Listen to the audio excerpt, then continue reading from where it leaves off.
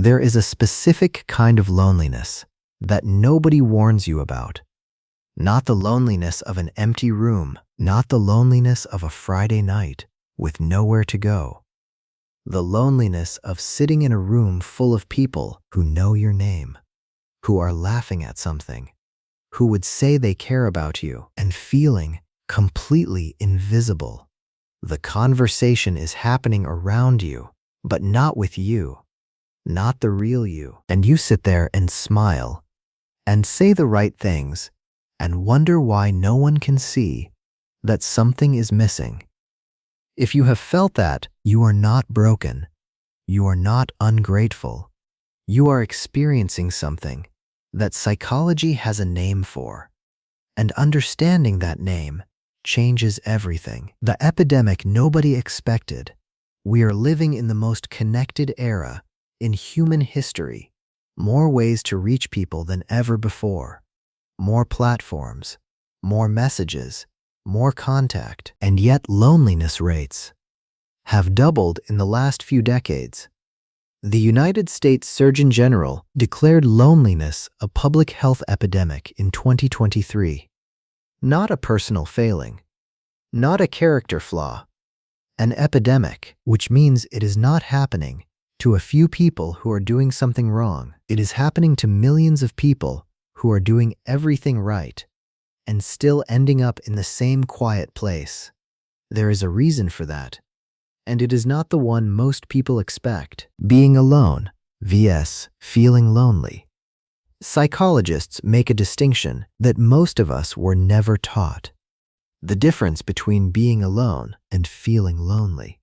These are not the same thing. You can be physically surrounded by people and feel a loneliness so deep it has a weight to it. You can be completely alone and feel no loneliness at all. What determines the difference is not the number of people in the room. It is the quality of something. Far harder to measure. Feeling known, not liked, not included, not followed, known. Researcher Vivek Murthy, in his years studying loneliness, found that the defining feature of genuine connection is not proximity. It is mutual understanding, the sense that another person sees not just what you present, but what you actually are. And most of us, if we are honest, go years without that. Where the loneliness actually lives. Here is what the research actually shows. A study published in the journal Personality and Social Psychology Bulletin found that the loneliest people are often not the ones with the fewest relationships. They are the ones with the largest gap between how they present themselves to others and who they actually are inside. Read that again. Not the fewest relationships, the largest gap, which means the loneliness is not coming from a lack of people. It is coming from a lack of truth. The version of you that shows up in rooms is a carefully edited version, socially acceptable, appropriately cheerful, adjusted to the expectations of whoever is present. And that version is real, but it is not complete. And the parts of you it leaves out are still there, waiting, unseen. That is where the loneliness lives. Not in the absence of people, in the absence of being fully seen by them. Surface acting. There is a psychological concept called surface acting. It was originally studied in people who work in customer service, flight attendants, nurses, teachers, people whose jobs require them to display emotions they do not feel, to smile when they are exhausted, to stay calm when they are overwhelmed, to be present when every part of them wants to disappear. Researchers found that sustained surface acting produces a specific kind of depletion, not just tiredness, a hollowing out, a sense of distance from your own inner life. You perform the feeling so many times that you begin to lose track of what the actual feeling was. Now here is what the research also found. Most people are not just doing this at work. They are doing it everywhere. In friendships, in families, in relationships, performing a version of themselves that keeps the peace, avoids the difficult conversation, stays just palatable enough to remain in the room. Then that performance, over time, creates the exact distance from others that makes loneliness possible, even when you are never physically alone. Psychologist Carl Rogers called this the gap between the actual self and the presented self.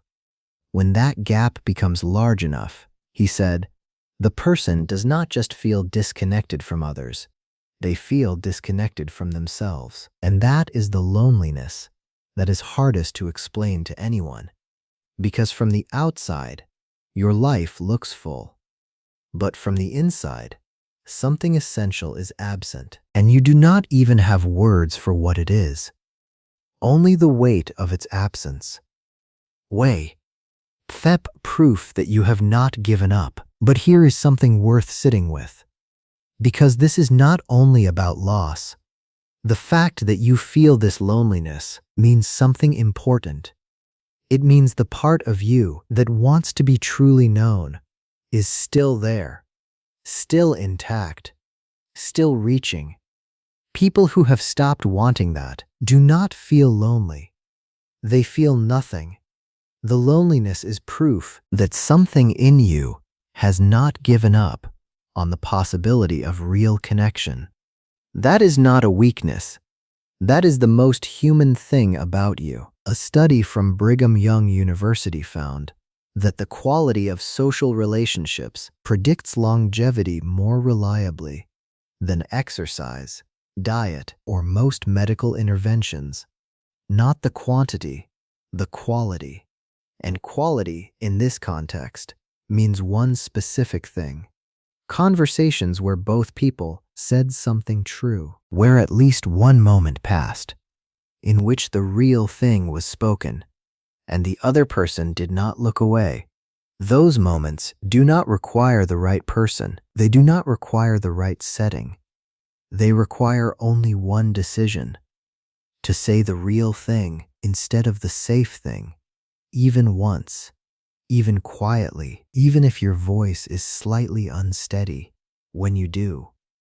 If you are watching this and you recognize this loneliness, the kind that lives inside a full life, inside relationships that look fine from the outside, inside rooms where everyone knows your name but no one knows your silence, know this: you are not asking for too much. You are not too complicated to be known.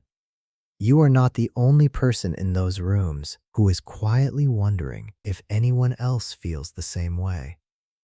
Most of them do. They are just waiting for someone to say it first. That someone could be you. The loneliness that no one talks about is not the loudest kind. It doesn't announce itself. It lives between who you are and what you show. Closing that gap isn't dramatic, just small, honest steps. That's where real begins. Feel seen? You're not alone. Subscribe to Mind Untold, where silent feelings finally speak.